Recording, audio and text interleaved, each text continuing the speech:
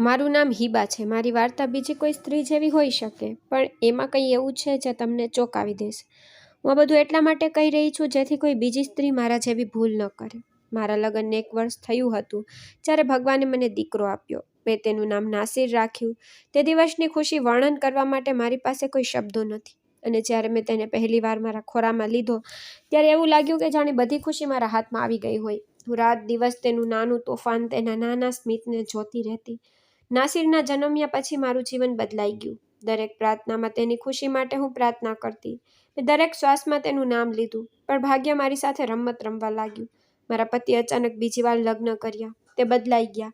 તેની આંખો અને તેના શબ્દો બંને વિચિત્ર બની ગયા. જ્યારે તે ઘરે આવતા ત્યારે તે મોટે ભાગે ચૂપ રહેતા અને હું ચૂપચાપ તેના બદલાતા વર્તનને અનુભવતી.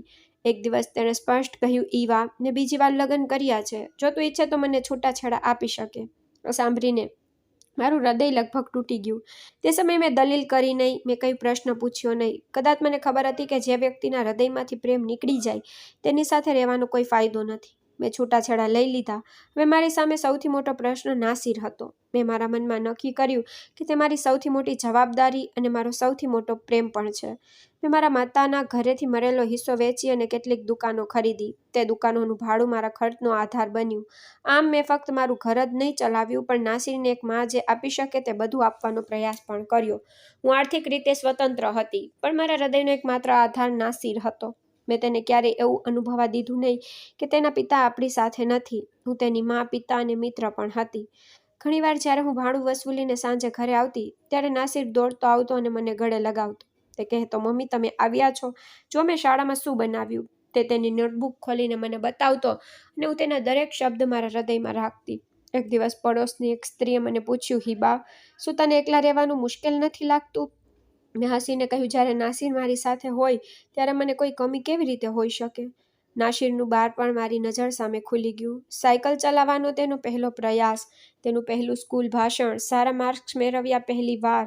હું દરેક પ્રસંગે તેની સાથે હતી. હું ઈચ્છતી કે તેને ક્યારેય એવું ન લાગે કે તેની માં નબળી છે. મેં તેને ક્યારેય તેના પિતાને મળવા દીધા નહીં. ઘણીવાર તે મેસેજ મોકલતો, ક્યારેક ફોન પર, ક્યારેક કોઈ ઓળખીતા દ્વારા, પણ મેં દરેક વખતે ના પાડી. એકવાર તે પોતે દરવાજા પર આવ્યો અને કહ્યું, હું નાસિરને મળવા માંગુ છું. મેં તેને કડકાઈથી પૂછ્યું કે તમે કેમ આવ્યા છો? તે મારો દીકરો છે. નાસિર પર તમારો કોઈ અધિકાર નથી. તે સમયે નાસિર પર ઘરમાં હતો, પણ મેં તેને બહાર આવવા દીધો નહીં. પછી તેણે પૂછ્યું કે મમ્મી, કોણ આવ્યું હતું? અને મેં ફક્ત વિષય બદલી નાખ્યો. કોઈ નહીં દીકરા, શેરીના માણસો હતા. મારું જીવન એક નિત્યકર્મ મુજબ શરૂ થયું. સવારે ભાડું વસૂલવું, બપોરે ઘરકામ, સાંજે નાસિર સાથે સમય વિતાવવો. જ્યારે તે કોલેજથી આવે ત્યારે તે સીધો મારી બાજુમાં બેસતો, કે ક્યારેક ચા પીતા અને ક્યારેક બજારમાં જતા. મને હજુ પણ એક દિવસનો બનાવ યાદ છે. હું રસોડામાં રસોઈ બનાવી રહી હતી અને નાસિર તેના મિત્રો સાથે ડ્રોઈંગ રૂમમાં હતો. તેના મિત્રોએ કહ્યું, ચાલો દોસ્ત, આજે પિકનિક પર જઈએ. નાસિરે જવાબ આપ્યો, હું મમ્મીને પૂછી અને પછી તમને જણાવીશ. બધા હસ્યા અને કહ્યું, તું હજુ પણ તારી મમ્મીને પૂછસ? નાસિરે હસીને કહ્યું, મમ્મીનો નિર્ણય મારો નિર્ણય છે. આ સાંભળીને મને રસોડામાં ઊભું રહીને ખૂબ ગર્વ થઈ રહ્યો હતો. તે ઘણીવાર મારી નાની નાની વાતોનું પણ ધ્યાન રાખતો. જો હું કહેતી કે દીકરા, આજે શાકભાજી લાવવાની છે, તો તે તરત જ લાવતો, પછી ભલે તે વરસાદ હોય કે તડકો. એકવાર તે વરસાદમાં ભીંજાઈને આવ્યો અને મેં આશ્ચર્ય સાથે કહ્યું, દીકરા, હું ગઈકાલના શાકભાજીથી ગુજરાન કરી શકી હોત. તેણે નિર્દોષતાથી કહ્યું, મમ્મી, તમે મને કહ્યું તેથી જ હું ગયો. તેની આદતથી મારું હૃદય વધુ મજબૂત બન્યું. સમય પસાર થતો ગયો. નાસિરે ગ્રેજ્યુએશન પૂર્ણ કર્યું. હવે તે કામ કરવા લાગ્યો. મને લાગતું કે જ્યારે તે કમાય છે ત્યારે તે ઘરના ખર્ચમાં પણ ફાળો આપી રહ્યો છે, પરંતુ હજુ પણ તે મારી પરવાનગી વિના કંઈ કરતો નહીં. હું ઘણીવાર તેના માટે પ્રાર્થના કરતી, ભગવાનને કહેતી કે મારો દીકરો હંમેશા મારા નિયંત્રણમાં રહે. થોડા દિવસ પહેલાં જ એવું બન્યું કે નાસિરના પિતા અચાનક અમારા વિસ્તારમાં આવ્યા. મેં દરવાજો ખોલ્યો ત્યારે તે મારી સામે ઊભા હતા. તેના વાળ સફેદ અને તેની આંખોમાં વિચિત્ર પ્રશ્ન. તેને કહ્યું, હિબા, હું મારા દીકરાને મળવા માંગુ છું, ફક્ત થોડા સમય માટે. મેં વિચાર્યા વગર કઠોર સ્વરમાં જવાબ આપ્યો, શક્ય નથી. તે મારો દીકરો છે અને તેને તમને મળવાથી કોઈ ફાયદો થશે નહીં. તેણે ઊંચા અવાજે કહ્યું કે હું તેનો પિતા છું. તરત જ વાત કાપી, હા, પણ તમે પિતા તરીકેનો તમારો હક ક્યારેય પૂરો કરી શક્યા? તે ચૂપચાપ પાછા ફર્યા. એક દિવસ પડોશના કાકાએ કહ્યું, હિબા, હવે આપણે નાસિર માટે કોઈ જોડી શોધવી પડશે. હું હસી અને ટાળી ગઈ. હમણાં તે ભણી રહ્યો છે. પણ રાત્રે આ વાત મારા વિચારોમાં ગુંજતી રહી. હા, દીકરાના એક દિવસ લગ્ન થવાના છે, પણ મારા હૃદયમાં એક ડર પણ જાગ્યો. જો તેની પત્ની આવી અને તે મને ભૂલી જાય તો શું? એક સાંજે અમે બંને રાત્રિ ભોજન કરી રહ્યા હતા. મેં આકસ્મિક રીતે કહ્યું, દીકરા, જો તું લગ્ન કરીશ તો તું ક્યાં રહીશ? તેણે હસતા કહ્યું, મમ્મી, હું ક્યાં જઈશ? તમારી સાથે જ તો રહીશ. મેં હસતા કહ્યું, પત્ની મળ્યા પછી દીકરાઓ ઘણીવાર પોતાની માને ભૂલી જાય છે. તેણે તરત જ કહ્યું, મમ્મી, હું ક્યારેય આવું નહીં કરું. તેની આ વાત સાંભળીને હું હસી, પણ મને ખબર નથી કે મારું મન હજુ પણ કેમ સંતુષ્ટ નહોતું. બીજા દિવસે મેં પડોશના એક જૂના પરિચિત સાથે વાત કરી, જે લગ્ન ગોઠવતી. તેનું નામ મહેક હતું. મેં તેને બોલાવી અને ચા પીરસતી વખતે મેં મહેકને કહ્યું કે મારા દીકરા માટે સારો સંબંધ જો, પણ છોકરી એવી હોવી જોઈએ કે તે સંપૂર્ણપણે અમારી સાથે રહે. ખાસ કરીને તે અનાથ હોય. મહેક ચોંકી ગઈ અને કહ્યું કે અનાથ કેમ? લોકો ઈચ્છે છે કે તેમની પુત્રવધુ કોઈ અમીર અને ધનિક પરિવારની હોય, અને તું કહી રહી છે કે તે અનાથ હોવી જોઈએ? મેં માથું હલાવ્યું અને કહ્યું, હા, એવી છોકરી જેની આસપાસ કોઈ ન હોય, જેથી તે ક્યારેય અમને છોડીને ન જાય અને ફક્ત મારી વાત સાંભળે. મેં આ વાત બીજા કોઈને કહી નહોતી.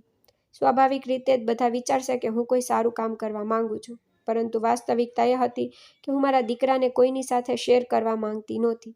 હું ઈચ્છતી હતી કે તેના જીવનનો દરેક નિર્ણય ફક્ત મારા હાથમાં રહે. આ દરમિયાન નાસિરના પિતા ફરીથી દરવાજા પર આવ્યા. આ વખતે તેમના હાથમાં એક નાની ભેટ હતી. તેને કહ્યું કે આ નાસિર માટે છે, તેને આપી દો, પણ મેં કંઈ પણ બોલ્યા વગર દરવાજો બંધ કરી દીધો.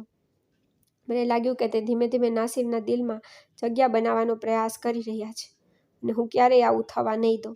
તે જ સાંજે મેં નાસિરને કહ્યું, દીકરા, યાદ રાખ કે જીવનમાં બધું બદલાઈ શકે છે, પણ માં ક્યારેય બદલાતી નથી. તેને હસીને કહ્યું, મમ્મી, તમે મારા માટે બધું જ છો. મેં મારા મનમાં વિચાર્યું કે હા, અને હું હંમેશા આ રીતે રહેવા માંગુ છું. મને ખબર હતી કે લગ્ન પછી દીકરો ઘણીવાર બદલાઈ જાય છે. કેટલાક પોતાની પત્નીઓની ચિંતા કરવા લાગે છે, કેટલાક અલગ ઘર વિશે વિચારવાનું શરૂ કરી દે છે. હું તે પહેલાં બધું પ્લાન કરવા માંગતી હતી. એક પુત્રવધુ જે તેને ફક્ત મારાથી દૂર રાખશે નહીં, પણ મારા સિદ્ધાંતોને અનુસાર મારું ઘર પણ ચલાવશે. આ બધું વિચારીને મેં નક્કી કર્યું કે આગળનું પગલું લગ્ન હશે, પરંતુ શરત એ હતી કે સંબંધ મારી પસંદગીનો હશે અને જીવન પણ મારી ઈચ્છા મુજબ ચાલશે. મેં ગઈકાલ રાત્રે જ નક્કી કર્યું કે હું નાસિરના લગ્ન એક અનાથ છોકરી સાથે કરાવીશ.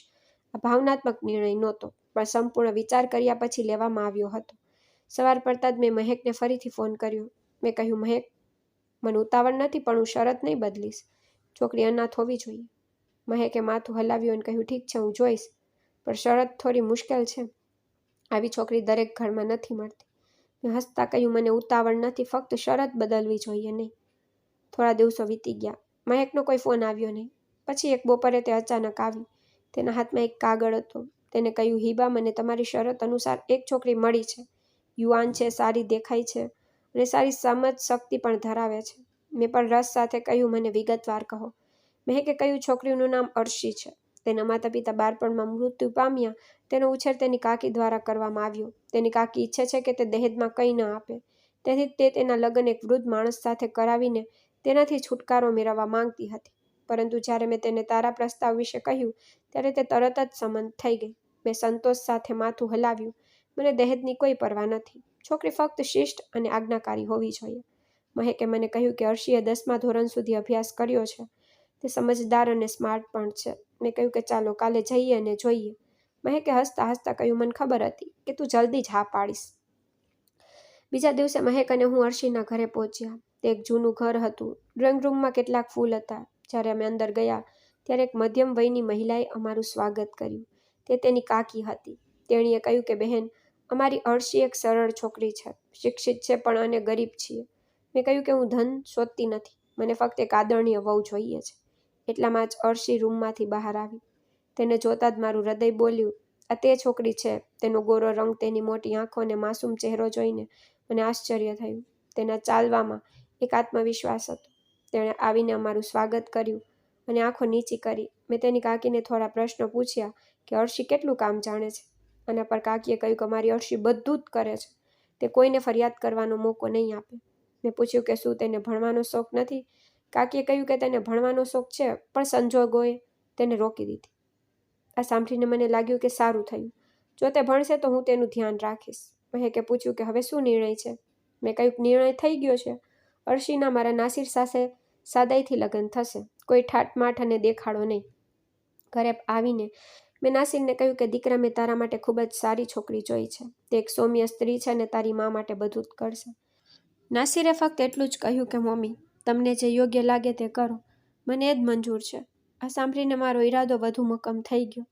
મેં કે આવતા અઠવાડિયા માટે તારીખ નક્કી કરી. કાકીએ પણ કોઈ માંગણી કરી નહીં. મને લાગ્યું કે સાદગી વધુ સારી છે. મારા મનમાં હું વિચારી રહી હતી કે હવે મારું ઘર પૂર્ણ થશે. એવી વહુ હશે જે ઘરનું ધ્યાન રાખશે અને મારા નિયંત્રણમાં પણ રહેશે. જ્યારે નિકાહનો દિવસ આવ્યો ત્યારે બધું મારી ઈચ્છા મુજબ થયું. કોઈ અવાજ નહીં, કોઈ ભીડ નહીં. સભામાં ફક્ત પડોશના થોડાક લોકો બેઠા હતા. નિકાહ પડવામાં આવી, કાગળો પર સહી થઈ અને અર્શી અમારા ઘરની વહુ બની ગઈ. લગ્ન પછી તરત જ મેં ઘરના કામકાજની યાદી બનાવી અને અર્શીને આપી અને કહ્યું, જો દીકરી, તારે સવારે 5 વાગે ઉઠવાનું છે. સૌપ્રથમ તારે નાસ્તો તૈયાર કરવો પડશે, પછી ઘર સાફ કરવું, કપડાં ધોવા અને પછી બપોરનું ભોજન પણ બનાવવું. સાંજે ચા અને રાત્રિ ભોજન તારી જવાબદારી રહેશે. તેણીએ કંઈ પણ બોલ્યા વિના માથું હલાવ્યું. પહેલી રાત્રે મેં નાસિરને કહ્યું કે અર્શી આ ઘરમાં નવી છે અને તેને કાલે સવારે વહેલા જગાડવી પડશે. નાસિરે ખચકાટ સાથે તમે જે કહો તેમ કહ્યું અને થોડીવાર માટે તેના રૂમમાં ગયો અને પછી મારી પાસે પાછો આવ્યો. બીજા દિવસે પણ એવું થયું. દર વખતે હું તેને કોઈને કોઈ કામ આપતી. ક્યારેક કહેતી કે દીકરા, બજારમાંથી લોટ લાવ. ક્યારેક તે કહેતી કે ઉપરનો રૂમ સાફ કરવાનો છે. આ રીતે સાંજ પસાર થઈ જતી અને અર્શીને નાસિર સાથે સમય મળતો નહીં. મહિનાઓ વીતી ગયા અને આ નિત્યક્રમ બની ગયો. નાસિર મારી પરવાનગી વિના તેની પત્ની પાસે જતો નહીં. ક્યારેક અર્શી પોતાને અજમાવતી અને હું તેને કોઈ નવું કામ આપતી. એક દિવસ નાસિર તેના રૂમ તરફ જઈ રહ્યો હતો, તેથી મેં તેને અવાજ કર્યો અને કહ્યું કે દીકરા, કૃપા કરીને પડદો બદલ, મહેમાનો આવવાના છે. તે અટકી ગયો. તરત જ મારું કામ કરવાનું શરૂ કરી દીધું. અર્શીની ધીરજ આશ્ચર્યજનક હતી. મેં તેને ક્યારેય ફરિયાદ કરતા સાંભળી નથી. ક્યારેક થાકી જતી તો પણ તે શાંતિથી બેસતી અને હું તેને કહેતાની સાથે જ તે તરત જ ઊભી થઈ જતી. એક દિવસ મેં કહ્યું, દીકરી, તારો હાથ ઘાયલ છે, કાલે વાસણો ના ધોઈશ. પણ બીજી ક્ષણે મેં તેને ચોરી છુપીથી રસોડામાં જઈને વાસણો ધોતી જોઈ. મેં પૂછ્યું, તું આવું કેમ કરી રહી છે? તેણે જવાબ આપ્યો, મમ્મી, તમે થાકી જશો, હું કરીશ. નાસિરને ક્યારેક આ બધું વિચિત્ર લાગતું. એક દિવસ તેણે કહ્યું કે મમ્મી, અર્શીને પણ થોડો આરામ કરવા દો. મેં તરત જ કહ્યું, દીકરા, સ્ત્રીનું સાચું કામ ઘર સંભાળવાનું છે. ચિંતા ના કરે, ખુશ છે. નાસિરે ફક્ત માથું નમાવ્યું. એક સાંજે નાસિર ઓફિસથી આવ્યો. જમ્યા પછી એ મારી બાજુમાં બેઠો અને ધીમેથી બોલ્યો, મમ્મી, હું તમારી સાથે કંઈક વાત કરવા માંગુ છું. મેં પાણીનો ગ્લાસ મૂકતી વખતે કહ્યું, હા દીકરા, કહો, શું વાત છે? એ થોડો અચકાયો. પછી તેને કહ્યું કે અર્શી કહી રહી હતી કે તે પોતાનો અભ્યાસ પૂર્ણ કરવા માંગે છે. મેં ચાનો કપ ટેબલ પર મૂક્યો અને એની સામે જોયું. ભણવાનો અર્થ ઘરના બધા કામ છોડીને પુસ્તકો પર સમય બગાડવો? તેને કહ્યું, મમ્મી, તે કહેતી હતી કે સાંજે કામ પૂરું થયા પછી એ થોડું ભણશે. તમને કોઈ તકલીફ નહીં પડે. મેં કડક સ્વરમાં કહ્યું, દીકરા, આ બધા ફક્ત બહાના છે. જો એ ભણવાનું શરૂ કરશે તો ઘરનું ધ્યાન કોણ રાખશે? તારા કપડાં, ખોરાક અને બીજી બધી બાબતોનું ધ્યાન કોણ રાખશે? મને આ બધું નથી જોઈતું. નાસિરે માથું નમાવ્યું અને કહ્યું, હા મમ્મી, તમે જે કહો તે થશે. તે જ રાત્રે મેં અર્શીને બોલાવીને કહ્યું, દીકરી, આ ઘર તારું છે. ઘરકામ તારી ફરજ છે. અભ્યાસ પ્રત્યેના જુસ્સામાં તારી ફરજ ભૂલતી નહીં. તેણીએ ધીમેથી કહ્યું, મમ્મી, હું વચન આપું છું કે ક્યારેય કામની કમી નહીં રહે. મને ફક્ત અભ્યાસ માટે થોડો સમય જોઈએ છે. મેં વાતચીત કાપી અને કહ્યું, આ વિષય ફરી ના ઉઠાવ. થોડા દિવસો વીતી ગયા. મને લાગ્યું કે હવે આ મામલો ખતમ થઈ ગયો. પણ એક સવારે એવી ઘટના બની જેનાથી મને ગુસ્સો આવ્યો. હું જાગી અને હંમેશાની જેમ બૂમ પાડી, અર્શી, ચા બનાવ. પણ કોઈ જવાબ ન મળ્યો. મેં ફરીથી બોલાવી પણ શાંતિ હતી. ગુસ્સામાં મેં તેના રૂમનો દરવાજો ખોલ્યો અને અંદર ગઈ. મેં જોયું કે તે પલંગ પર બેઠી હતી. તે હાથમાં એક પુસ્તક પકડીને ઊંડા ધ્યાનથી વાંચી રહી હતી. કદાચ મારો અવાજ તેના કાન સુધી પહોંચ્યો નહોતો. હું અંદર ગઈ અને જોરથી કહ્યું, શું થઈ રહ્યું છે? તે આઘાતમાં ઊભી થઈને બોલી, મમ્મી, આ મારી પુસ્તક છે. જ્યારે હું કાકીના ઘરે રહેતી ત્યારે મેં કાકા પાસેથી મળેલા પૈસાથી તે ખરીદી હતી. હું ભણવા માંગુ છું, તેથી હું તે મારી સાથે લઈ આવી. મેં ઝડપથી તેના હાથમાંથી પુસ્તક છીનવી લીધી અને કહ્યું, મેં તને અભ્યાસનો ઉલ્લેખ પણ ન કરવાની મનાઈ કરી હતી ને? આ બધી નકામી વસ્તુઓને આપણા ઘરમાં સ્થાન નહીં મળે. તેણે આધ્યાત્મિક અવાજમાં કહ્યું, મમ્મી, મને ફક્ત ભણવાનો શોખ છે અને હું વચન આપું છું કે હું બધું જ કરીશ. મારો ગુસ્સો વધુ વધ્યો. મેં કહ્યું, તું વાહિયાત વાતો કરી રહી છે અને તેને જોરથી થપ્પડ મારી. તે પાછળ હટી ગઈ પણ કંઈ બોલી નહીં. મેં પુસ્તક ફ્લોર પર ફેંકી દીધી અને રસોડામાંથી એક લાકડી ઉપાડી અને કહ્યું, આ ઘર તારા ભણવા માટે નથી. મેં તેને લાકડીથી મારવાનું શરૂ કર્યું. તે ચૂપ રહી. તેના ગાલ પર આંસુ વહેતા રહ્યા. તેની આંખો વારંવાર ફ્લોર પર પડેલા પુસ્તક તરફ જઈ રહી હતી. આ દ્રશ્ય મને વધુ ગુસ્સે કરી રહ્યું હતું. મેં કહ્યું, તો જો હું હમણાં આ પુસ્તકો બાળી નાખીશ. આ દરમિયાન નાસિર ઘરે આવ્યો. મેં તરત જ તેને કહ્યું, દીકરા, મેં તારી પત્નીને મનાઈ કરી હતી, પણ તે શાંતિથી વાંચી રહી છે. તે કોઈ ઘરકામ કરતી નથી, ફક્ત પુસ્તકો. નાસિરે પહેલા અર્શી તરફ જોયું, પછી મારી તરફ અને ધીમેથી કહ્યું, મમ્મી, ચિંતા ના કરો, તે હવે ભણશે નહીં. તે રૂમમાં ગયો, તેણે પુસ્તકો ઉપાડી અને કબાટમાં રાખ્યા અને ચાવીઓ મને આપી. મેં સંતોષ સાથે કહ્યું, આ સારું છે, હવે તે પોતાની જવાબદારી સમજશે. નાસિરે અર્શીને કહ્યું, તે ભણવાનું કેમ શરૂ કર્યું? મમ્મીએ મનાઈ કરી હતી ને? અર્શીએ તેની આંખો નીચી કરી અને ધીમેથી કહ્યું, મેં વિચાર્યું કે હું મારા ફ્રી ટાઈમમાં અભ્યાસ કરીશ. હું મારું કામ પહેલેથી જ પૂરું કરીશ. નાસિરે ઊંચા સ્વરમાં કહ્યું, બસ, હવે આ વાત પૂરી. અને તે દિવસ પછી મેં અર્શીને વધુ કામમાં મૂકી દીધી. સવારથી રાત સુધી કોઈને કોઈ કામ ચાલુ રહેતું, જેથી તે ન ભણવાનો સમય ન મળે. હું ઈચ્છતી કે તે તેના વિશે વિચારવાનું બંધ કરે. એક દિવસ મહેક ઘરે આવી અને કહ્યું કે મેં સાંભળ્યું છે કે તમારી વહુ ભણવા માંગે છે. મેં હસતા હસતા કહ્યું, તે ઈચ્છતી હતી, પણ મેં તેને સમજાવ્યું કે અહીં તારે ઘરના કામની જરૂર છે, પુસ્તકોની નહીં. મહેકે કહ્યું, આજકાલની છોકરીઓ ખૂબ જ ઝડપથી ગુસ્સે થાય છે. તે શાંત રહે છે. મેં ગર્વથી કહ્યું, હા, તેથી જ મેં તેને પસંદ કરી. પણ મારા હૃદયના ખૂણામાં ક્યાંક મને લાગવા લાગ્યું કે કદાચ હું ખૂબ કડક છું. પણ મેં તરત જ મારી જાતને ખાતરી કરાવી કે આ સારું છે, નહીંતર કાલે આ છોકરી મારા દીકરાના હૃદયમાં પોતાનું સ્થાન બનાવી લેશે અને મને ભૂલી જશે.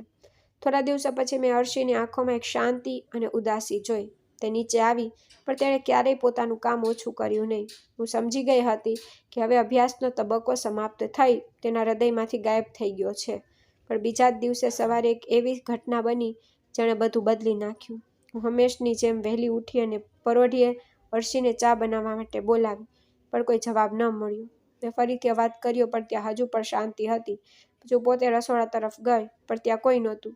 મેં લિવિંગ રૂમમાં જોયું તો તે પણ ખાલી હતું. પછી મને લાગ્યું કે કદાચ તે ઉપરના રૂમમાં હશે. મેં ત્યાં જઈને દરવાજો ખોલ્યો તો રૂમ પણ ખાલી હતો. પલંગ પર ચાદર વેરવિખેર હતી અને તેનો દુપટ્ટો એક ખૂણામાં પડ્યો હતો. મેં ઝડપથી નાસિરના રૂમ દરવાજો ખોલ્યો અને તેને પૂછ્યું કે અર્શી ક્યાં છે, દીકરા? નાસિરે કહ્યું, મમ્મી, તે રાત્રે મારી સાથે હતી. મને ખબર નથી કે તે સવારે ક્યારે જાગી. અમે બંને આખા ઘરમાં શોધખોળ કરી, પણ બધે શાંતિ હતી. અમે લિવિંગ રૂમ પર તપાસ્યો, અમે સ્ટોર રૂમ પર તપાસ્યો, પણ અર્શીનો કોઈ પતો નહોતો. મેં ફોન હાથમાં લીધો અને મનમાં વિચાર્યું કે તે ભાગી ગઈ છે, અને મારા મોઢામાંથી નીકળ્યું કે તે આ દિવસની રાહ જોઈ રહી હતી. આજે તેને તક મળી ગઈ અને તે ચાલી ગઈ. નાસિરે ઉદાસ સ્વરમાં કહ્યું, મમ્મી, તમે આટલી જલ્દી કેમ વિચારી રહ્યા છો? તે કોઈ સંબંધીના ઘરે ગઈ હશે. મેં કહ્યું, હું તેને ઓળખું છું. તે સીધી તેની કાકીના ઘરે ગઈ હશે, પણ તે ત્યાં પણ શાંતિથી બેસશે નહીં. મેં પડોશમાંથી 2 છોકરાઓને કાકીના ઘરે તપાસ કરવા મોકલ્યા. તેઓ થોડીવાર પછી પાછા ફર્યા અને કહ્યું કે તે ત્યાં પણ પહોંચી નથી. કાકી કહી રહી હતી કે તેણે તેને ઘણા દિવસોથી જોઈ પણ નથી. આ સાંભળીને મારો ગુસ્સો વધુ વધી ગયો. જુઓ દીકરા, મેં તને કહ્યું હતું ને કે તે ભાગી ગઈ છે. પડોશમાં પૂછપરછ કરવામાં આવી, પણ કોઈએ તેને બહાર જતી જોઈ નહોતી. હવે મેં નક્કી કર્યું કે મારી આ વાત બધાને કહેવી પડશે. મેં શેરીની સ્ત્રીઓને કહ્યું કે અર્શી ભાગી ગઈ છે. ખબર નથી કે તે કોની સાથે બદનામ થઈને પાછી આવશે. કેટલીક સ્ત્રીઓએ આશ્ચર્ય સાથે કહ્યું કે તે એક સારી અને શાંત છોકરી લાગે છે. મેં જવાબ આપ્યો કે બહેન, આ બધું ફક્ત એક ઢોંગ છે. હવે તેનો સાચો પક્ષ ખુલી ગયો. નાસિરે આખો દિવસ બધે શોધખોળ કરી, ક્યારેક બસ સ્ટેન્ડ પર, ક્યારેક સ્ટેશન પર, ક્યારેક જૂના બજારમાં, પણ દર વખતે ખાલી હાથે પાછો ફરતો. રાત્રે તે આવીને કહેતો કે મમ્મી, મને તે ક્યાંય મળતી નથી. મેં કહ્યું કે છોડી દે દીકરા, જે છોકરી એક દિવસમાં ઘર છોડી શકે તે ક્યારેય પાછી નહીં આવે. દિવસો અઠવાડિયામાં બદલાઈ ગયા, અઠવાડિયા મહિનામાં બદલાઈ ગયા. નાસિર ઘણીવાર કહેતો કે મમ્મી, આપણે પોલીસને જાણ કરવી જોઈએ. મેં કહ્યું કે પોલીસ શું કરશે? બધા વિચારશે કે તે પોતાની મરજીથી ગઈ છે. નાસિરના ચહેરા પર નિરાશા વધતી જતી અને મેં મારા મનમાં વિચાર્યું કે જો તે ક્યારેય પાછી આવશે તો હું તેને એવો પાઠ ભણાવીશ કે તે તેને આખું જીવન યાદ રહેશે. સમય પસાર થતો રહ્યો અને 1 વર્ષ વીતી ગયું. પછી બીજા વર્ષ પર તેના કોઈ સમાચાર નહોતા. કોઈ પત્ર, કોઈ ફોન કોલ, કોઈ મેસેજ નહીં. ક્યારેક નાસિર શાંતિથી બેસી રહેતો, વિચારમાં ખોવાયેલો રહેતો અને ઉદાસ દેખાતો. હું પૂછતી કે શું થયું? તે કંઈ કહેતો નહીં, પણ મને ખબર હતી કે તે અર્શીને યાદ કરી રહ્યો હતો. એકવાર હું બજારમાં શાકભાજી ખરીદી રહી હતી ત્યારે પાછળથી એક સ્ત્રી આવી અને કહ્યું, બહેન, શું તમને તમારી વહુ મળી? મેં હસીને કહ્યું, જો મળી હોત તો તમે તેને એવી હાલતમાં જોઈ હોત કે તેને ઓળખી ન શક્યા હોત. અને આ કહીને મેં ટોપલી ઉપાડી અને ઘરે પાછી આવી. હવે 2 વર્ષ વીતી ગયા, પણ અર્શીનું નામ આવતા જ મારું હૃદય કઠણ થઈ ગયું. એક દિવસ મેં નાસિરને કહ્યું, દીકરા, હવે તારા લગ્નનો સમય આવી ગયો છે. તેણે ખચકાટ સાથે કહ્યું, મમ્મી. પણ મેં તેની વાત કાપી નાખી અને કહ્યું કે હા ના કંઈ નહીં, તું એકલો રહી શકતો નથી અને હું નથી ઈચ્છતી કે ઘરના બધા કામ મારા પર હોય. પછી મેં મહેકને બોલાવી અને કહ્યું કે શરત પહેલાં જેવી જ છે, મને એક અનાથ છોકરી જોઈએ. મહેકે કહ્યું, તું હજુ પણ એ જ જૂની શરત પર અડગ છે? મેં કહ્યું હા, કારણ કે હવે વધુ કડક થઈ ગઈ છું. મહેકે થોડા દિવસો પછી મને જાણ કરી કે તેને એક છોકરી મળી છે જેના પિતા હવે નથી. તેની માએ ફરીથી લગ્ન કર્યા છે અને તેના સોતેલા પિતા તેને પોતાની સાથે રાખવા માંગતા નથી. તેનો ઉછેર તેના નાના નાનીના ઘરે થયો છે. મેં તરત જ કહ્યું, હા મહેક, હું આ જ ઈચ્છું છું. મહેકે મને કહ્યું કે છોકરીનું નામ મેરાજ છે. તે વધારે ભણી નથી, પણ તે ઘરના બધા કામકાજ જાણે છે. અમે છોકરી જોઈ અને તરત જ તારીખ નક્કી કરી, કારણ કે અમને લગ્નની ઉતાવળ હતી. આ રીતે આખરે લગ્નનો દિવસ આવી ગયો. ઘરમાં ચારે બાજુ ખુશીનો માહોલ હતો. આખો વિસ્તાર વીજળીના લાઇટોથી ઝરહરી રહ્યો હતો અને પાડોશના લોકો પણ અમને અભિનંદન આપવા આવી રહ્યા હતા. દૂર દૂરથી સગા સંબંધીઓ આવ્યા હતા અને બધા નાસિરની દુલ્હનને જોવાની રાહ જોઈ રહ્યા હતા. મારા હૃદયની સ્થિતિ વિચિત્ર લાગતી હતી. એક બાજુ મારા દીકરાની ખુશી જોઈને મન ભરાઈ ગયું કે હવે ઘર ફરી વસશે, પણ અંદરથી મને અર્શીનો ચહેરો પણ યાદ આવી રહ્યો હતો. નાસિર પણ ખૂબ ખુશ દેખાઈ રહ્યો હતો. તેણે નવી શેરવાની પહેરી અને મિત્રો સંબંધીઓ વચ્ચે મજાક કરી રહ્યો હતો.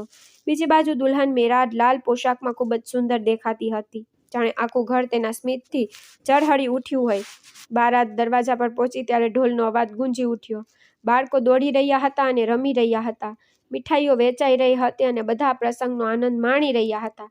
જ્યારે નિકાહનો સમય આવ્યો ત્યારે વાતાવરણ શાંતિથી ભરાઈ ગયું અને થોડીવારમાં નાસિર અને મેરાજની નિકાહ પૂરી થઈ. તે ક્ષણે મારી આંખોમાં આંસુ આવી ગયા, પણ તે ખુશીના હતા. મેં મારા હાથ ઊંચા કરીને દુઆ કરી કે અલ્લાહ બંનેના સંબંધોને હંમેશા સુરક્ષિત રાખો અને દુઃખ ફરી ક્યારે અમારા ઘરે ન આવે. નિકાહ પછી મિઝબાની શરૂ થઈ. આખું ઘર વિવિધ પ્રકારની વાનગીઓથી સુગંધિત મહેકતું હતું. બધા ખુશીથી ભોજન કરી રહ્યા હતા અને દુલ્હન અને વરરાજાને આશીર્વાદ આપી રહ્યા હતા. જેમ જેમ રાત પડી, વિદાયનો સમય આવ્યો તો વાતાવરણ બદલાઈ ગયું. મેરાજની માં વારંવાર તેને ગળે લગાવીને રડી રહી હતી. બધાની આંખો આંસુઓથી ભરાઈ ગઈ. નાસિરે આગળ વધીને મેરાજને પકડીને કાર સુધી લઈ આવ્યો. તે ક્ષણે મારું હૃદય કહેતું હતું, કદાચ હવે મારું ઘર ખરેખર ફરી સ્થાયી થશે. અર્શીના ગયા પછી જે ખાલીપણું રહ્યું હતું, કદાચ તે હવે ધીમે ધીમે દૂર થશે. તે રાત્રે ઘર મહેમાનોથી ભરેલું હતું. દરેક રૂમમાં ધમાલ હતી અને બધા નાસિર અને મેરાજ માટે દુઆ કરી રહ્યા હતા. મારા હૃદયને રાહત થઈ કે મારી પ્રાર્થનાઓનો આખરે જવાબ મળ્યો. લગ્ન પછીના શરૂઆતના દિવસોમાં એવું લાગતું કે આખું ઘર બહારની દુનિયાથી ભરેલું છે. જ્યારે મેરાજ દુલ્હન બનીને આ ઘરમાં આવી ત્યારે બધાને તેની દરેક શૈલી ગમી. તે મીઠી વાતો કરતી, તે બધાનો આદર કરતી અને પોતાના કામમાં ખૂબ જ ઉતાવળ રાખતી. સંબંધીઓ પણ કહેતા કે નાસિર ખૂબ ભાગ્યશાળી છે કે તેને આવી બુદ્ધિશાળી અને સારી વહુ મળી. સાચું કહું તો ઘરનો દરેક ખૂણો ફરી જીવંત બની ગયો હતો.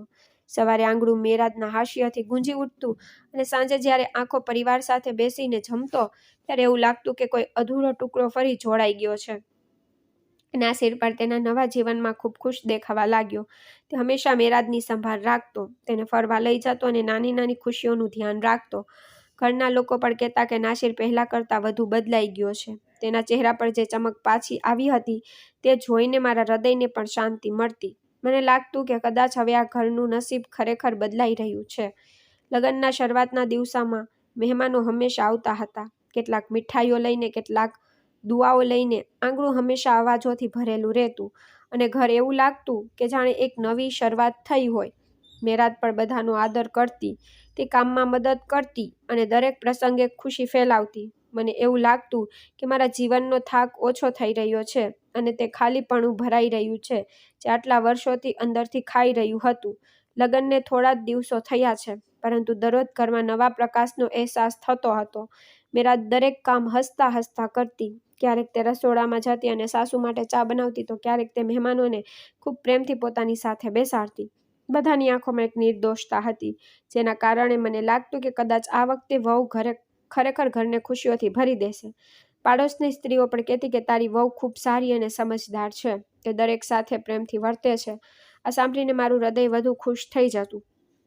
નાસિરનું સ્મિત પણ પહેલાં કરતાં અલગ હતું. તે ઘણીવાર મને કહેતો, અમ્મી, જુઓ મારું જીવન કેટલું બદલાઈ ગયું છે. તેને ખુશ જોઈને મારા માટે બધું સરળ લાગવા લાગ્યું. મને લાગતું કે હવે આ ઘરની પરિસ્થિતિ બદલાઈ જશે અને કદાચ મને પણ થોડી શાંતિ મળશે. બધે મીઠાશ અને ધમાલ હતી. સવારે ઉઠતાની સાથે જ મને આંગણામાં તાજગીનો અનુભવ થતો. મેરાજ દરેક નાની મોટી વાત પર ધ્યાન આપતી અને ઘરમાં એવું વાતાવરણ બનાવતી કે જે કોઈ આવે તે દુઆ આપીને જતું. મને લાગતું કે હવે કદાચ મારા નસીબમાં પલટો આવ્યો છે. થોડા અઠવાડિયા થયા કે મને મેરાજના વર્તનમાં થોડો ફેરફાર અનુભવા લાગ્યો. હવે તે પહેલાંની જેમ ઓછી મીઠી વાતો કરવા લાગી. મહેમાનો સામે હસતી, વાતો કરતી, પણ દરવાજો બંધ થતાં જ અને ઘરમાં ફક્ત અમે જ રહી જતા તેના અવાજનો સ્વર બદલાઈ જતો. ઘણીવાર હું ચૂપચાપ વિચારતી રહેતી, કદાચ હું જ ગેરસમજ કરું છું, પણ આ વાત હૃદયના કોઈ ખૂણામાં ઘૂંટવા લાગી હતી. એક દિવસ સવારે મેં તેને કહ્યું કે દીકરી, કૃપા કરીને લોટમાં થોડું પાણી નાખું, શાકભાજી કાપું. પહેલાં તો તે હસીને સંમત થઈ ગઈ, પણ મેં પીઠ ફેરવતાની સાથે જ તે બડબડાટ કરતી બોલી, આ કામ તો હંમેશા થતું રહે છે. હું મશીન નથી. તેનો અવાજ નરમ હોવા છતાં તે સ્પષ્ટ રીતે મારા કાન સુધી પહોંચ્યો. મેં કંઈ કહ્યું નહીં, ફક્ત મારું કામ કરતી રહી, પણ મને મારા હૃદયમાં ક્યાંક દુખાવો થતો રહ્યો. ધીમે ધીમે આ વાતો વધવા લાગી. મેરાજના ઘરના કામમાં પહેલાં જેટલો રસ લેતી નહોતી. નાની નાની વાતોમાં ચીડાઈ જવું તેની આદત બની ગઈ. નાસિરની સામે તે ખૂબ જ સરળ, પરિણીત અને કામ કરતી વહુ બની જતી, પણ તે ઓફિસ જતાની સાથે જ ઘરનું વાતાવરણ બદલાઈ જતું. મને સમજાતું નહોતું કે શું આ એ જ છોકરી છે જેણે થોડા દિવસ પહેલાં મારી ખુશી માટે મારું બધું કામ કર્યું, કે પછી તેનો અસલી ચહેરો હવે બહાર આવી રહ્યો છે. જેમ જેમ દિવસો પસાર થતા ગયા, મેરાજનું વર્તન વધુ ખુલ્લેઆમ બહાર આવવા લાગ્યું. હવે તે મારા શબ્દોના સીધા જવાબો આપવા લાગી. જો હું કહેતી, દીકરા આ કપડાં ગોઠવી દે, તો આંખો પોરી કરીને કહેતી, કોઈ વહુ પાસેથી આટલું બધું કામ નથી કરાવતા. શું હું જાતે જ બધું કરું? આ સાંભળીને એવું લાગ્યું કોઈએ મારું હૃદય મુઠ્ઠીમાં દબાવી દીધું છે. બહારના લોકોની સામે તે હજી પણ મને ગળે લગાવતી અને મમ્મીજી કહેતી, મીઠી વાતો કરતી, પણ ઘરનો દરવાજો બંધ થતાં જ એ જ મીઠી જીભ કડવી થઈ જતી. એક દિવસ તો હદ વટાવી ગઈ. મેં તેને થોડી હરવેકથી કહ્યું, મેરાજ દાળ ચૂલા પર કાળજીપૂર્વક રાખજે, ગઈ વખતે તે બળી ગઈ હતી.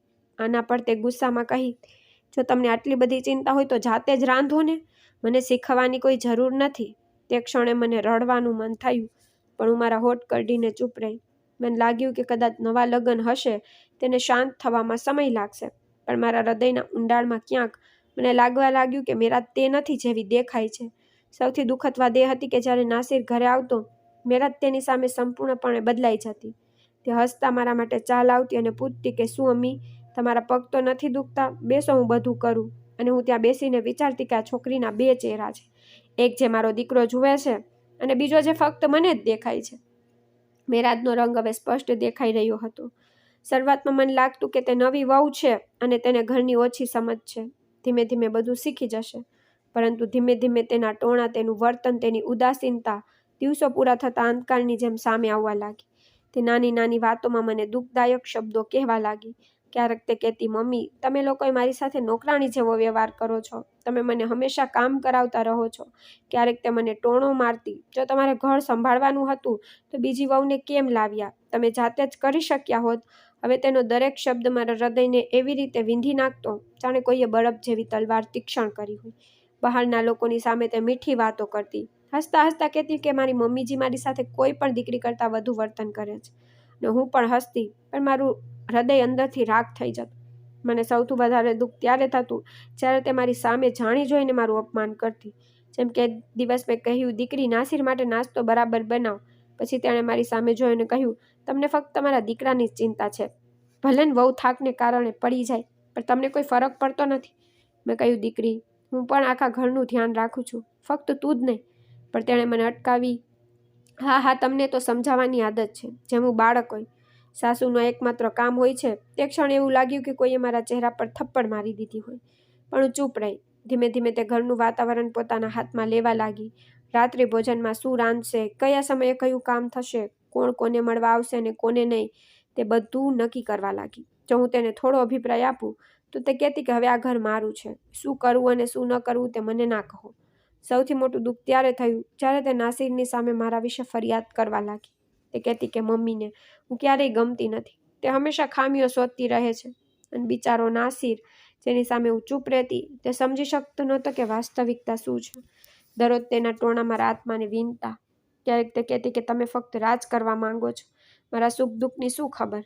ક્યારેક તે કહેતી કે તમે વૃદ્ધ થઈ ગયા છો, તમારે હવે આરામ કરવો જોઈએ, હું ઘર ચલાવીશ. આ વાતો સામાન્ય લાગે છે, પણ તેના સ્વરમાં રહેલું ઝેર મને અંદરથી ઊંડે સુધી છોડી દે. રાત્રે પથારી પર સૂતી વખતે હું મારી જાતને પૂછતી, શું આ મારી બધી મહેનતનું ફળ છે? મારી બધી પ્રાર્થનાઓમાંથી આજે મને મારી પોતાની વહુના ટોણાનો બોજ સહન કરવો પડે છે. મને સમજાતું નથી કે મેરાજ ક્યારે આટલી હોશિયાર બની ગઈ. તે બહારના લોકોની સામે એટલી મીઠી અને શિષ્ટ સ્ત્રીની જેમ રહે છે, તે એટલી શિષ્ટ સ્ત્રીની જેમ બહાર જાય છે કે લોકો તેના પર પ્રશંસાનો વરસાદ કરે છે. પરંતુ દરવાજો બંધ થતાં જ તેની વાસ્તવિકતા ખુલી જાય છે અને તે સૌથી ખતરનાક રમત રમવાનું શરૂ કર્યું. તે નાસિરની સામે નાની નાની વાતોને એવી રીતે ફેરવતી કે એવું લાગતું કે તે હંમેશા મારી જ ભૂલ છે. એક દિવસની વાત હતી. મેં હમણાં જ કહ્યું કે દીકરા, તું ઓફિસથી પાછો આવતાની સાથે જ પાણી પી અને થોડો આરામ કર, પછી મેરાજ ભોજન પીરસશે. મેરાજ ત્યાં ઊભી હતી, પણ તેણે નાસિરની સામે રડતો ચહેરો બનાવ્યો અને કહ્યું, જુઓ, અમ્મી વિચારે છે કે હું તમને ભૂખ્યા રાખું છું. હું જે કહું છું તે તેને ગમતું નથી. નાસિરે મારી તરફ જોયું અને કંઈક કહેવા માંગતો હતો, પણ પછી ચૂપ થઈ ગયો. તે મૌન મારા હૃદયને ખૂબ દુઃખ પહોંચાડે છે. મેરાજ દર વખતે આવી તકો શોધતી. જો હું તેને ક્યારેય શાકભાજીમાં મીઠું ઓછું નાખવાનું કહેતી, તો તે જઈને નાસિરને કહેતી, મમ્મીને લાગે છે કે હું જાણી જોઈને ખોરાક બગાડું છું. જો હું મારી થાકેલી સ્થિતિમાં તેને મદદ કરવાનો પ્રયાસ કરું, તો મેરાજ કહેતી કે મમ્મીને મારું કામ કરવાનું પસંદ નથી, તેથી તે મને અટકાવતી રહે છે.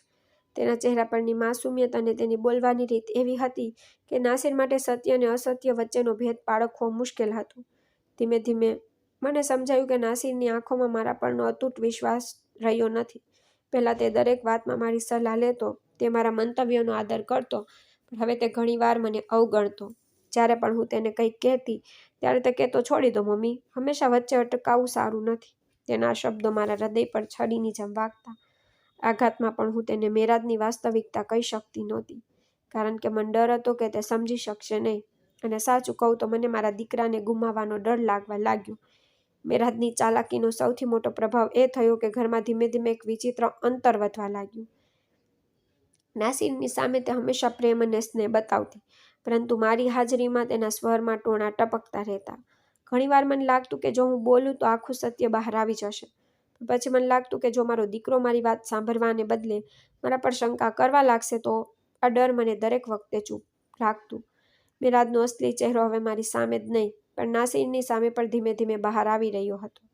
શરૂઆતમાં તે એટલી જ નરમાઈ અને નિર્દોષતાથી વર્તતી, હવે તે પોતાની તીક્ષ્ણ જીભનો ઉપયોગ એ જ સ્વરમાં કરવા લાગી.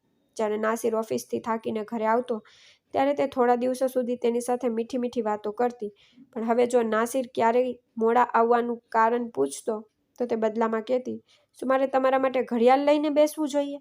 મારી પણ એક જિંદગી છે, મારી પાસે પણ કામ છે. શું મારે બધું છોડીને ફક્ત તમારા હિસાબ રાખવો?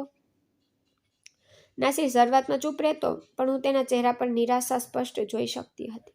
એક દિવસ તો હદ વટાવી ગઈ. નાસિરે ફક્ત કહ્યું, ચા થોડી ગરમ કરી નાખ. ત્યારે મેરાજે તરત જવાબ આપ્યો, શું તમને લાગે છે કે હું નોકરાણી છું? તારે ફક્ત ઓર્ડર કેવી રીતે આપવો તે જાણો છો? તે સમયે રૂમમાં શાંતિ હતી. હું દૂરથી સાંભળી રહી હતી. મારું હૃદય રડી રહ્યું હતું, પણ હું એક પણ શબ્દ બોલી શકતી નહોતી. ધીમે ધીમે મેરાજના વર્તનને કારણે નાસિરનું મૌન તેના થાક કરતાં વધુ વધવા લાગ્યું. પહેલાં તે ઘરે આવતાની સાથે જ મારી સાથે વાત કરતો, હવે તે મોટે ભાગે તેના રૂમમાં જતો હતો. કદાચ તે પણ સમજવા લાગ્યો હશે કે મેરાજ હંમેશા તેને અપમાનિત કરવાની તક શોધતી, પણ નાસિરનું હૃદય એવું જ હતું. તે દરેક ગેરવર્તનને અવગણવાનો પ્રયાસ કરતો, પણ હું જોઈ શકતી હતી કે તેની ધીરજ ધીમે ધીમે તૂટી રહી હતી. મેરાજની જીભ ફક્ત ટોણા મારતી જ નહોતી, પણ હવે એક પ્રકારની આદેશ આપવાની શૈલી પણ આવવા લાગી હતી. તે નાસિર સાથે એવી રીતે વાત કરતી જેમ કોઈ માલિક તેના નોકરને કહે, આ લાવો, તે કરો, મને ક્યાંક મૂકી જાઓ, મને ત્યાં લઈ જાઓ. અને જો નાસિર થોડો મોડો થાય, તો તેના ચહેરા પર ગુસ્સાની રેખાઓ સ્પષ્ટ દેખાતી. અને લાગ્યું કે એ જ છોકરી છે જેણે લગ્ન સમયે પોતાના મીઠા સ્વરથી બધાને જીતી લીધા. મને ડર હતો કે મેરાજના કાર્યોથી નાસિરની ધીરજ સંપૂર્ણપણે તૂટી જશે, કારણ કે જ્યારે કોઈ પુરુષની ધીરજ તૂટી જાય, ત્યારે ઘરનો પાયો હલી જાય. નાસિરનું મૌન હવે થાક કે સમજણને કારણે થતું મૌન જેવું રહ્યું નથી. હવે તેના મૌનમાં પીડા અને ગુસ્સો હતો. પહેલાં તે મેરાજના દરેક ગેરવર્તનને અવગણતો, પણ હવે થાક કરતાં વધુ તેની આંખો પીડાને પ્રતિબંધિત કરી રહી હતી, જાણે અંદર કોઈ તોફાન હતું. એક રાત્રે ઓફિસથી પાછા ફરતી વખતે તેનો ચહેરો ફીકો હતો. મેરાજે તરત જ તેને ટોણો માર્યો, તમારો ચહેરો એવો લાગે છે કે જેમ કોઈ ઉપકાર કર્યો છે, જો આટલો ભાર છે તો પછી લગ્ન કેમ કર્યા?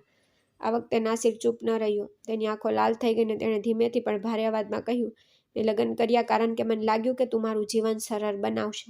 મુશ્કેલ નહીં, પણ દરરોજ તારા શબ્દોથી મને એવું લાગે છે કે હું સજામાં જીવી રહ્યો છું.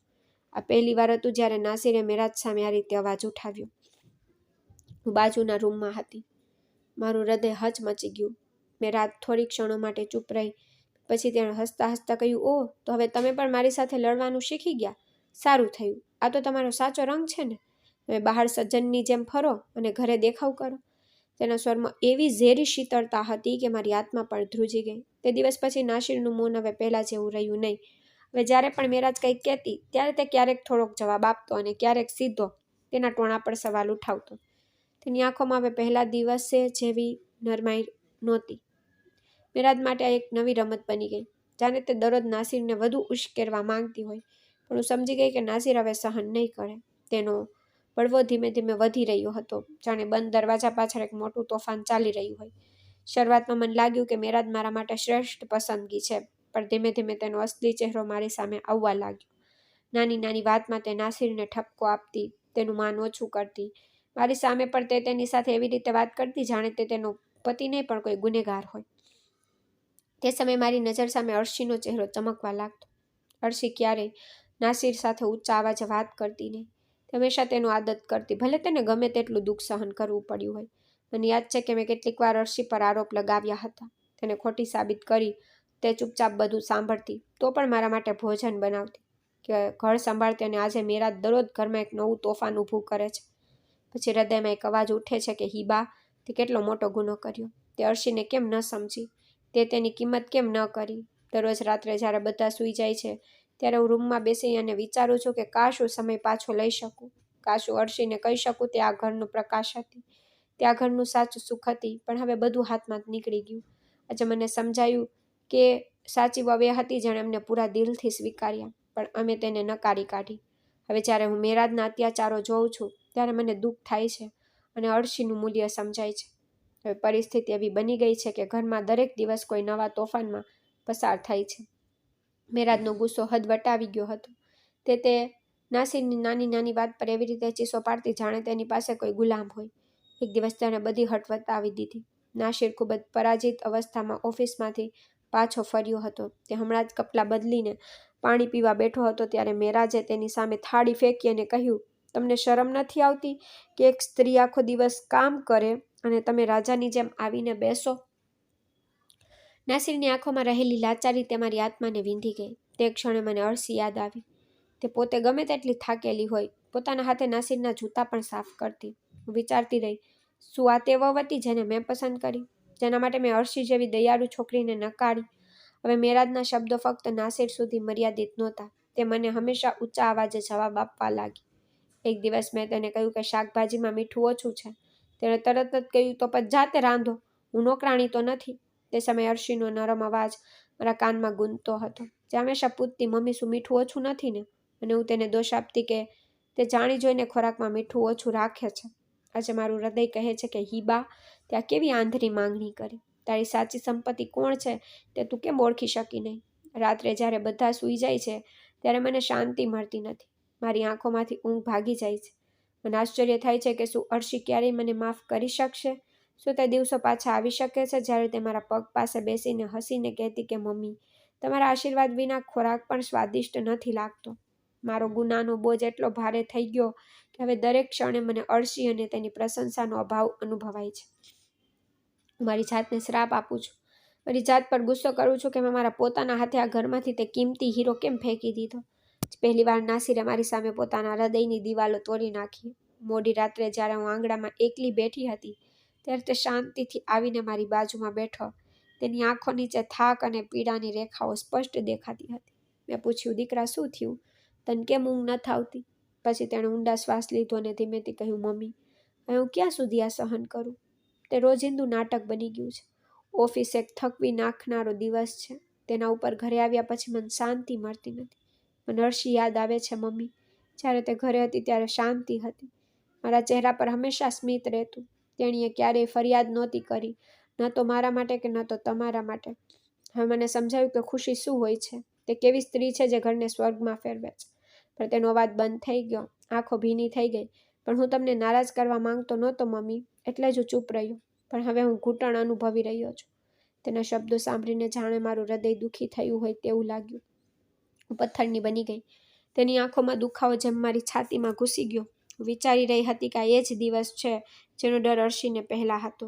કેટલીક વાર તેણે કહ્યું કે મમ્મી, મારો હેતુ ફક્ત નાસિરને ખુશ રાખવાનો છે, અને મેં તેની દરેક વાતને શંકાની નજરે જોઈ. આજે મારો દીકરો એ જ શાંતિ માંગી રહ્યો છે જે મારા પોતાના હાથે તેના જીવનમાંથી છીનવી લીધું. નાસિરના આંસુ મારા માટે કોઈ સજાથી ઓછા નહોતા. હું ઈચ્છવા છતાં તેને ગળે લગાવી શકી નહીં, કારણ કે મને લાગ્યું કે તેને સાંત્વના આપવાનો મારી પાસે કોઈ અધિકાર બાકી નથી. તે સમયે મારો ગુનો વધુ મોટો લાગતો હતો. હું મારી જાતને કહી રહી હતી કે હિબા, તું માં કહેવાને પણ લાયક રહી નથી. તે તારા પોતાના દીકરાની ખુશી બગાડી દીધી. શરૂઆતમાં નાસિરે પણ વિચાર્યું કે કદાચ સમય સાથે બધું સારું થઈ જશે, પરંતુ ધીમે ધીમે તેને સમજાયું કે મેરાજના શબ્દો અને કાર્યો હવે તેની ધીરજ ખાઈ રહ્યા છે. પહેલાં તે નાની નાની વાતોમાં તેને ટોણા મારતી તો નાસિર ચૂપ રહેતો અને વિચારતો કે આ લગ્ન જીવન છે. પરંતુ જ્યારે એ ટોણા ગાળોમાં ફેરવાઈ ગયા અને તે તેની સામે બેસીને તેનું અપમાન કરવા લાગી, ત્યારે તેના ચહેરા પર ઉદાસી સ્પષ્ટ દેખાવા લાગી. ઓફિસેથી પાછા ફરતી વખતે ક્યારેક તે હસતા હસતા ઘરે આવતો, પરંતુ હવે તેના પગલાં ભારે થઈ ગયા. રૂમમાં પ્રવેશતાની સાથે જ તેને એવું લાગતું કે દિવાલો પર તેની ઉદાસી અનુભવી રહી છે. તે મેરાજ સાથે દલીલ કરતો નહોતો, પરંતુ હવે તેની આંખોમાં બુઝાયેલો પ્રકાશ સ્પષ્ટ દેખાઈ રહ્યો હતો. મિત્રોના મેળાવડાથી અંતર, ઘરમાં મૌન અને તેની માં સામે તેની લાચારી બધું મળીને તેને અંદરથી ખોખલું બનાવી રહ્યું હતું. દરરોજ મારી પોતાની આંખોથી આ બધું જોઈ રહી હતી. મારા હૃદય પરનો ભાર વધુ વધતો જતો હતો. રાત્રિની એકલતામાં જ્યારે બધા સૂઈ જતા ત્યારે મારી આંખોમાંથી ઊંઘ ભાગી જતી. હું અસિકા પર માથું રાખતી ત્યારે અર્શીનો પડછાયો બધે ફરવા લાગતો. મને આશ્ચર્ય થાય છે કે મેં શું ગુનો કર્યો કે મેં તે માસૂમ છોકરીને મારા ઘરમાંથી બહાર કાઢી. મેં શું શોધ્યું? સુખ, શાંતિ કે મારા દીકરા માટે સારો સાથી? પણ આજે જ્યારે હું નાસિરને ખાલી આંખે જોઉં છું, જ્યારે તેનો ઉદાસ ચહેરો મારી સામે આવે છે, ત્યારે મને લાગે છે કે મેં મારા પોતાના દીકરાનું સ્મિત છીનવી લીધું. અર્શી, હા એ જ અર્શી જેને હું યોગ્ય માનતી, તે આ ઘરનું વાસ્તવિક તેજ હતી. તે બધું શાંતિથી સહન કરતી હતી મારા ટોણા અને ફરિયાદો છતાં. તે ક્યારેય નાસિરને છોડતી નહોતી અને હું આંધળી થઈ ગઈ હતી. મેં મારી પુત્રવધૂને નકારી કાઢી. દરરોજ હું મેરાજની અસભ્યતા સાંભળું છું. જ્યારે તેની વાસ્તવિકતા બહાર આવે છે ત્યારે મારું હૃદય અંદરથી ધ્રુજે છે. એવું લાગે છે કે મેં મારા દીકરાની ખુશી મારા પોતાના હાથે દફનાવી દીધી. કાશ મેં તે દિવસે અર્શીને રોકી હોત. કાશ મેં તેની ધીરજનો આદર કર્યો હોત. કદાચ આજે મારું ઘર આ રીતે તૂટી ન પડત. ક્યારેક જ્યારે હું મેરાજને નાસિર સાથે ખરાબ વર્તન કરતી જોઉં છું ત્યારે મારું હૃદય ચીસો પાડે છે. માઓ છતાં હું કંઈ કરી શકતી નથી. મોટેથી બોલે છે, ક્યારેક ટોણા મારે છે, ક્યારેક અપમાન કરે છે, અને નાસિર ચૂપચાપ માથું ઝુકાવે છે. તે ક્ષણે મને અર્શી વધુ યાદ આવે છે. તે નાસિરનું દુઃખ સમજી શકતી. તેણે તેની સંભાળ રાખતી. મારા દીકરાને તેની સામે ક્યારેય શરમ ન આવી. આ ઘટના ગઈકાલની જ બની હતી. મેરાજે નાની વાત પર બધાની સામે નાસિરને ઘણી બધી વાતો કહી. હું ત્યાં જ ઊભી હતી, પણ એવું લાગતું હતું કે મારા પગ જમીન સાથે ચોંટી ગયા છે. તે રાત્રે ઊંઘનો મારી આંખો સાથેનો સંબંધ તૂટી ગયો. અર્શીનો ચહેરો વારંવાર મારી સામે આવતો રહ્યો. મેં અરીસામાં મારી જાતને જોઈને લાગ્યું કે હું હવે પહેલાં જેવી નથી. હું હારેલ. અને આજે જ્યારે દરવાજો ખટખટાવ્યો ત્યારે મારું હૃદય ધડકવાનું ભૂલી ગયું. મને વિચાર આવ્યો કે તે કોણ હોઈ શકે. જ્યારે મેં દરવાજો ખોલ્યો ત્યારે મેં મારી સામે એ જ ચહેરો જોયો જેને મારી ભૂલે આ ઘરમાંથી બહાર કાઢી મૂકી હતી. અર્શી, હા મારી વહુ અર્શી. તેની આંખોમાં એ જ માસુમિયત હતી, એ જ શરમાળ દેખાવ, પણ ઊંડી શાંતિ. એક ક્ષણ માટે મારો શ્વાસ થંભી ગયો. મારા હોઠ ધ્રુજી રહ્યા હતા, પણ કોઈ અવાજ નીકળતો નહોતો. મારું હૃદય કહી રહ્યું હતું કે આ એ જ છે જેને મેં નકારી કાઢી, અને આ એ જ છે જેના વિના મારું ઘર ઉજળ બની ગયું. તે સમયે મને લાગ્યું કે જાણે અલ્લાહે મને બીજી તક આપી. પણ શું અર્શી મને માફ કરશે? જ્યારે મેં અર્શીના દરવાજા પર જોઈ ત્યારે મારું હૃદય ધ્રુજી ગયું. તેણે આછા ગુલાબી રંગનો દુપટ્ટો પહેરેલો હતો. તેનો ચહેરો પહેલા જેવો જ સરળ હતો, અને તેની આંખોમાં એ જ શાંતિ, પણ એ શાંતિમાં ક્યાંક છુપાયેલો દુખાવો પણ સ્પષ્ટ દેખાઈ રહ્યો હતો. તેણે મારી તરફ થોડી આંખો ઊંચી કરી, કંઈ બોલ્યા વિના નમાવી. મારા હોઠ સુકાઈ ગયા હતા, જાણે અવાજ મારા ગળામાં અટવાઈ ગયો હોય. હું ઈચ્છતા પણ કહી શકતી નહોતી કે આવ બેટા. તે ક્ષણે એવું લાગ્યું કે મારી બધી ભૂલો મારી સામે ઊભી છે અને મને અરીસો બતાવી રહી છે. જ્યારે નાસિર રૂમમાંથી બહાર આવ્યો અને અર્શીને જોઈ, તેની આંખો આંસુઓથી ભરાઈ ગઈ. તેમની વચ્ચે કંઈ બોલાયું નહીં, પણ મૌન પોતે જ ઘણું બધું કહી રહ્યું હતું. એ મૌન જાણે એમ કહી રહ્યું હતું કે તને મારો દીકરો ભૂલી શક્યો નહીં, જે મહિનાઓથી તૂટી રહ્યો હતો. પહેલી વાર તેની આંખોમાં પ્રકાશ પાછો આવ્યો, પણ એ દરમિયાન મેરાજે ઠંડુ સ્મિત ફેંક્યું. તેની આંખોમાં નફરત અને ઈર્ષા સ્પષ્ટ દેખાઈ રહી હતી. તેણે વાહિયાત વાતો કરીને વાતાવરણ હળવું કરવાનો પ્રયાસ કર્યો, પણ વાસ્તવમાં બધા શબ્દો ટોણા બનીને અર્શીનું હૃદય ફાડી રહ્યો હતો. હું સમજી રહી હતી, પણ બોલવાની હિંમત નહોતી. મને બસ એટલું જ ખબર હતી કે હવે આ ઘર બે સ્ત્રીઓ વચ્ચે યુદ્ધનું મેદાન બનવા જઈ રહ્યું છે. એક જેને મેં દત્તક લેવા ના પાડી અને હવે અલ્લાહે મને પાછી આપી દીધી, અને બીજી જેનો હું ખૂબ આદર કરતી અને હવે તેનો અસલી ચહેરો ધીમે ધીમે બહાર આવી રહ્યો છે. અર્શીના પાછા ફરવાથી ઘરનું વાતાવરણ બદલાઈ ગયું. એવું લાગતું હતું કે મહિનાઓ પછી નાસિરનો ચહેરો શાંત થઈ ગયો. તે થોડી વાર અર્શી તરફ જોતો રહ્યો, જાણે તે કહી રહ્યો, તું પાછી આવી તો બધું સારું થઈ જશે. હું નજીકમાં ઊભી હતી અને આ બધું જોઈ રહી હતી. ઘણીવાર મને નાસિર સામે રડવાનું મન થયું. હું મારા કાર્યો માટે તેની પાસે માફી માંગતી હતી, પરંતુ તે સમયે મારામાં કંઈ કહેવાની હિંમત નહોતી. નાસિરની આંખોમાં કોઈ ગેરસમજ ન હોવી જોઈએ, તેથી મેં ચૂપ રહેવાનું વધુ સારું માન્યું. તે રાત્રે પહેલીવાર મને સમજાયું કે સંબંધોનું સાચું મૂલ્ય શું છે. મારી ઈર્ષા અને જીદમાં મેં જે કર્યું તેનો ભાર કદાચ મારા બાકીના જીવન માટે મારી સાથે રહેશે, પરંતુ અર્શીએ પાછી ફરીને તે સાબિત કર્યું કે ઘર ફક્ત પ્રેમ અને ધીરજથી બને છે. શાંતિથી રૂમ તરફ આગળ વધી, પરંતુ મારા હૃદયમાં ચોક્કસપણે એક પ્રાર્થના હતી, અલ્લાહ આ ઘરને પણ આશીર્વાદ આપે, તે ક્યારેય તૂટે નહીં. રાત ઘણી થઈ ગઈ. નાસિર વંડામાં બેઠો અને અર્શી તેની બાજુમાં શાંતિથી બેઠી. બંને વચ્ચે કોઈ વાતચીત થઈ નહીં, પણ મૌન બધું કહી ગયું. ત્યારે મેં હિંમત ભેગી કરીને તેમની બાજુમાં જઈને બેઠી. મારું હૃદય એટલું જોરથી ધબકતું હતું કે તે મારી છાતીમાંથી ફટી નીકળશે. મેં નાસિર તરફ જોયું, પછી અર્શી તરફ, અને મારી આંખોમાંથી આંસુ વહેવા લાગ્યા. નાસિર મારો અવાજ ધ્રુજી રહ્યો હતો. મેં ખૂબ ખોટું કર્યું. મારા ગુસ્સા અને ઈર્ષામાં મેં તને પણ દુઃખ પહોંચાડ્યું અને અર્શી જેવી સારી છોકરીને પણ ઘર છોડીને જવા માટે મજબૂર કરી. આજે જ્યારે તે પાછી આવી છે, ત્યારે મને લાગે છે કે મારા કાર્યોની સજા વધુ મોટી છે. હું મારા હૃદયથી તમારા બંને પાસે માફી માંગુ છું. નાસિરે કંઈ કહ્યું નહીં. તેણે ફક્ત ઊંડી આંખોથી મારી સામે જોયું. તેની આંખોમાં કોઈ ગુસ્સો નહોતો, ફક્ત થાક અને આશાની ઝલક હતી. અર્શીએ મારી તરફ હાથ લંબાવ્યો અને ધીમેથી કહ્યું, મમ્મીજી, ભૂતકાળને પાછળ છોડી દો. જીવન આગળ છે અને ઘર ત્યારે જ ચાલે છે ત્યારે આપણે સાથે ચાલીએ છીએ. તે ક્ષણ મને લાગ્યું કે મારા ગળામાંથી પથ્થર નીકળી ગયો છે. નાસિરે પહેલી વાર માથું હલાવ્યું અને કહ્યું, જો તમે દિલથી બદલાવા માંગતા હોય તો હું ભૂતકાળને ભૂલી જવા પણ તૈયાર છું. તે રાત પછી આ ઘર મારા માટે ફક્ત છત નહોતી, પરંતુ તે એક અમાનત બની ગયું, જેની સંભાળ રાખવાની જવાબદારી મારી હતી. મેરાજ આજે પણ સાથે છે. તે પણ કંઈક અંશે સુધરી છે. તે ખુશીથી રહે છે. આજે જ્યારે હું પાછળ ફરીને જોઉં છું, ત્યારે હું સમજું છું કે વ્યક્તિની અંદરનો ગુસ્સો, ઈર્ષા અને અહંકાર ઘર તોડતા નથી, પરંતુ સૌથી પહેલાં તે વ્યક્તિને તોડી નાખે છે. હું અર્શીને મારી દુશ્મન માનતી, જ્યારે તે મારા ઘરનો પ્રકાશ હતી. મેં નાસિર પ્રત્યે પણ મારી નફરત દર્શાવી, પરંતુ અંતે મને સમજાયું કે સંબંધોને બચાવવાનો સૌથી મોટો રસ્તો નિકટતા, ક્ષમા અને આદર છે. જો મેં પહેલાં મારા વિચાર બદલ્યા હોત તો કોઈને આટલું દુઃખ સહન ન કરવું પડત.